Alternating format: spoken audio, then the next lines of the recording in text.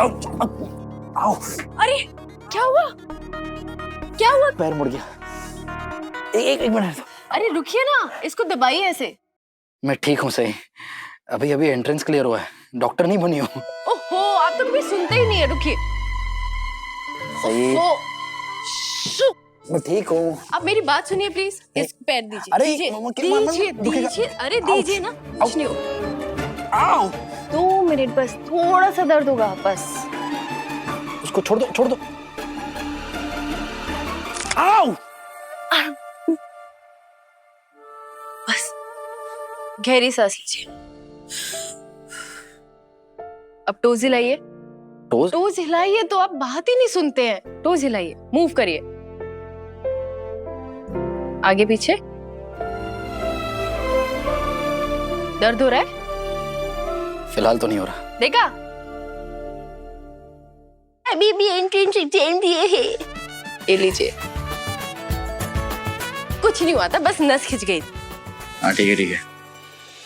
Thank you Viraj sir, आज का मेरा खास दिन आपने और भी खास बना दिया। मुझे मेरी सारी बचपन की यादें फिर से ताजा करा दी। सही, तुम इन छोटी छोटी चीजों से कितनी खुश हो जाती हो ना। और ये थैंक यू बोलना बंद करो। तुम्हें मुझे थैंक्स करने की कोई जरूरत नहीं है, क्योंकि जब तुम खुश होती हो ना, मैं भी खुश हो जाता हूँ। और ऊपर से जो तुम्हारा रिजल्ट आया, उसके लिए कैंडी फ्लॉस और वो बलून्स, वो कुछ भी नहीं है। तुम तो इससे भी ज्यादा अच्छे गिफ्ट्स की हकदार हो। नहीं, मैं तो इसी में खुश हूँ कि आबा की बात सच हो गई और मेरी रैंक अच्छी आ गई। सिर्फ कमल सर के कहने से नहीं हुआ, इसमें तुम्हारी भी बहुत मेहनत है।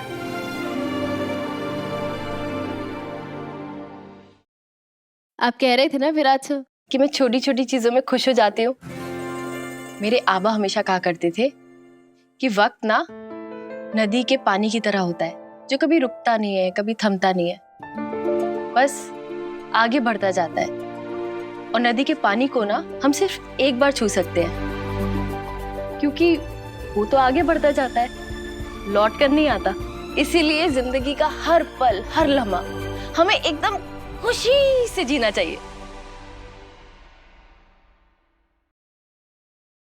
मुझे भी नदी बहुत पसंद है सही, क्योंकि वो बिना कुछ कहे बहुत कुछ सिखा जाती है। जैसे कि? जैसे नदी अपने बहाव से चट्टानें भी काट देती है,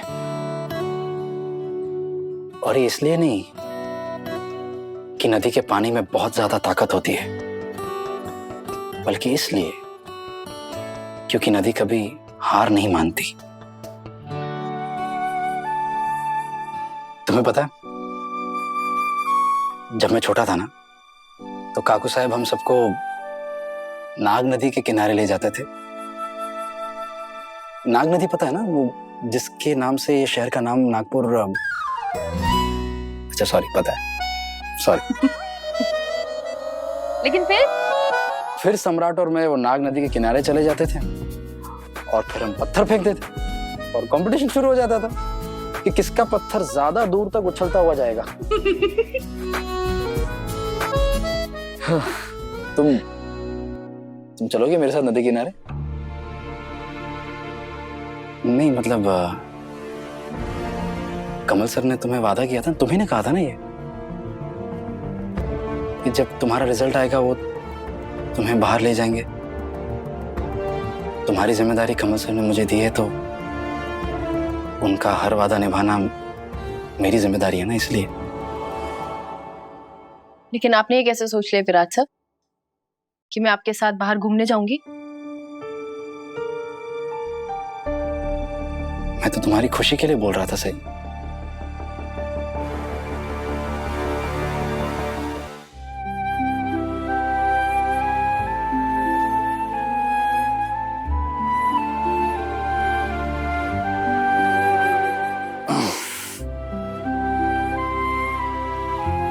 ठीक है, मेरे साथ नहीं चलना, कोई बात नहीं, किसी ना किसी के साथ तो जाना ही है। शिवानी बुआ के साथ चली जाओ, करिश्मा के साथ चली जाओ, तुम दोनों तो हम उम्र हो। मैं किसी के साथ भी चली जाऊं, वो खुशी महसूस कभी नहीं कर पाऊंगी जो अपने आबा के साथ जाने पर करती।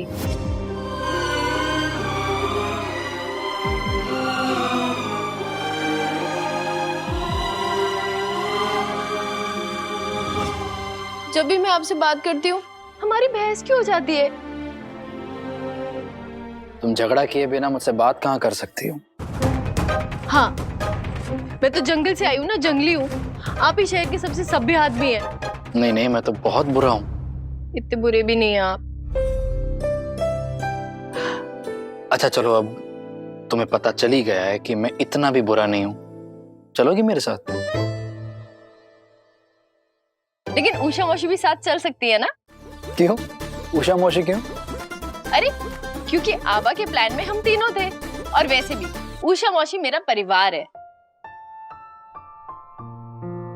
मैं तुम्हारा परिवार नहीं हूँ? ये तो आप डिसाइड करेंगे ना कि मैं आपका परिवार हूँ या फिर सिर्फ जिम्मेदारी। सही। हाँ, परिवार का मतलब ही जिम्मेदारी होता है।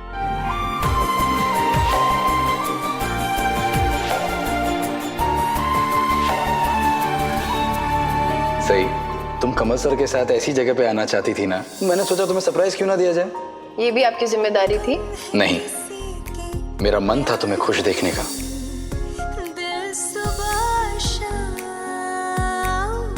पर तुम्हें लिख नहीं पाऊं मैं उसका नाम। लगता है तुम्हारी बीवी को इस घर में सबके साथ नहीं रहना विराट। तुम्हें उसके लिए एक नया घर ले लेना चाहिए। ये मेरा घर है पाखी, और मुझसे जुड़ा वो हर इंसान भी यहीं रहेगा मेरे साथ।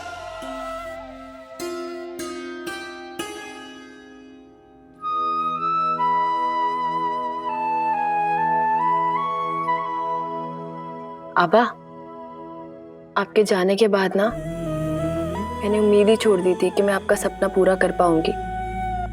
मुझे लगा था मैं गढ़चिरौली में कोई छोटा मोटा कोर्स कर लूंगी, या फिर शायद वो भी नहीं कर पाती। लेकिन विराट सर मुझे अपने साथ यहाँ ले आए ताकि नागपुर के बेस्ट मेडिकल कॉलेज में मेरा एडमिशन करा पाए। एक मिनट,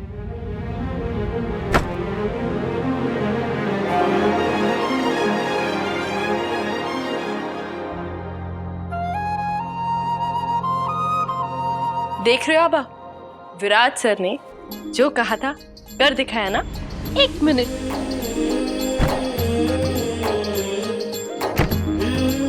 हाँ, टाटा, आपकी बेटी का नया रूप। क्यों आबा, बोलिए, लग रही हूं ना एकदम डॉक्टर सईद जोशी, MBBS। हाँ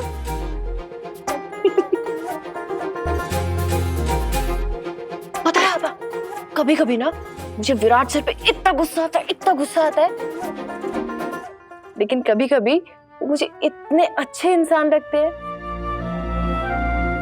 वैसे उनकी अच्छाइयाँ देखकर ही आपने उन्हें मेरी जिम्मेदारी सौंपी होगी ना, है ना?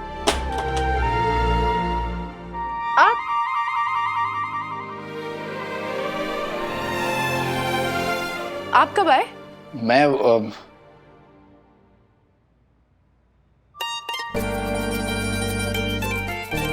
मैं तब आया जब कोई अपने आबा से मेरी तारीफ कर रहा था।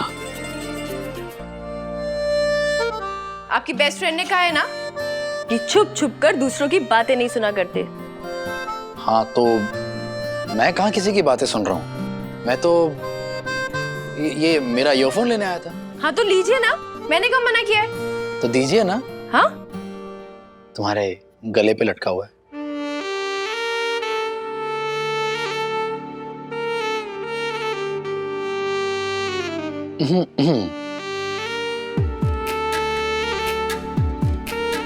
शर्ट? हाँ बाद में दे दूंगी, मैं कौन से लेके भाग रही हूँ? नहीं, मुझे भरोसा नहीं है। अच्छा ठीक है, बाद में दे देना, परेशान मत हो। Sir, thank you and sorry. Thank you किस लिए? आज मेरे लिए आपने अपने घर वालों से जो जंग लड़ी है उसके लिए। और सॉरी? आपने मेरे लिए इतने सारे बलून्स दिलवाए थे और मैंने सब फोड़ दिए। सॉरी। बिल्कुल अजीब हो। अगर सॉरी बोलना था तो बलून्स क्यों फोड़े? तो और क्या करती, सबको शांत कैसे कराती? आपके घर वाले तो मुझे सुनाए जा रहे थे। तुम्हारे पास और कोई तरीका नहीं बचा था, इससे तुमने फटफट करके बलून फोड़ दिए, है ना? हाँ, तो मेरा आइडिया काम तो किया ना। काम तो किया।